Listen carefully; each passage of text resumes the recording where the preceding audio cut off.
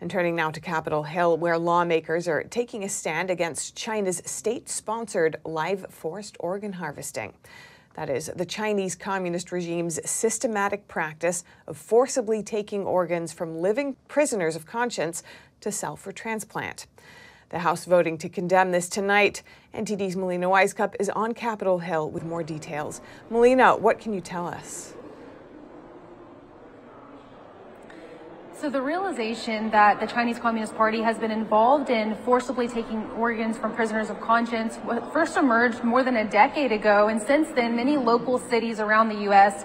have passed resolutions to condemn this. And now what's happening here is Congress is taking federal action on this. Now specifically, the bill aims to hold Chinese Communist Party officials accountable and punish them if they are engaged in forced organ harvesting, and the bill will do that by providing the U.S. tools, for example, to sanction those CCP officials or block them from obtaining visas or passports. Another thing this bill aims to do is to better inform Americans of this issue, so they're not unknowingly going to China to get organs from people that they may not even know have been forcibly taken from prisoners of conscience.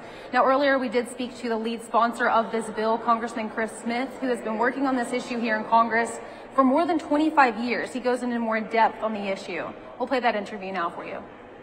This cruelty that is unimaginable, to think of 28-year-olds being marched into these hospitals, arrested simply because they're Falun Gong or Uyghurs or some other disadvantaged group, to have their bodies invaded in a way that kills them and provides 2 to 3 organs per person for the Chinese Communist Party. This is a cruelty that is unimaginable. The victims, in terms of loss of life and loss of organs, are the Chinese people. They are, again, disproportionately young and very, very healthy. They prey upon the Falun Gong, for example, because they are so healthy. There are these 301, there's a 301 hospital, that's what it's called, in Beijing, and there are other hospitals like it, where forced organ harvesting is being done to inure to the benefit of Chinese Communist Party officials.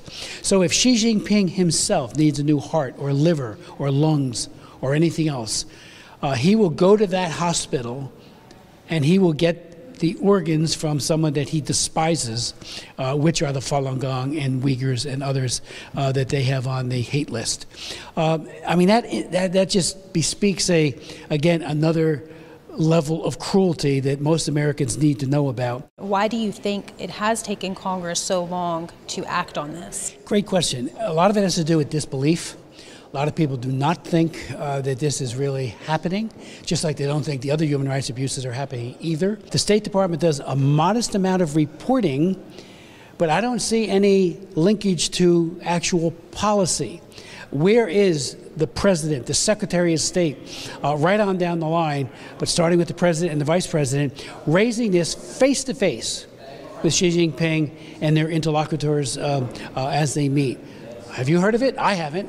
And it's about time it was front and center, because it is also a tip of the iceberg of all the other abuse that goes on each and every day in prisons, especially the use and the pervasive use of torture.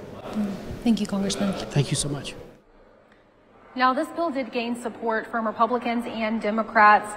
China has been a main focus for the House during this Congress. A similar bill passed the House previously a couple of years ago, but it has since stalled in the Senate for years. Now, during this Congress, Senators Chris Coons, a Democrat, and a Republican, Senator Tom Cotton, did introduce a bill over on the Senate side. So now, essentially, it's in the Senate's court. It's up to Senate leaders to really make this a priority.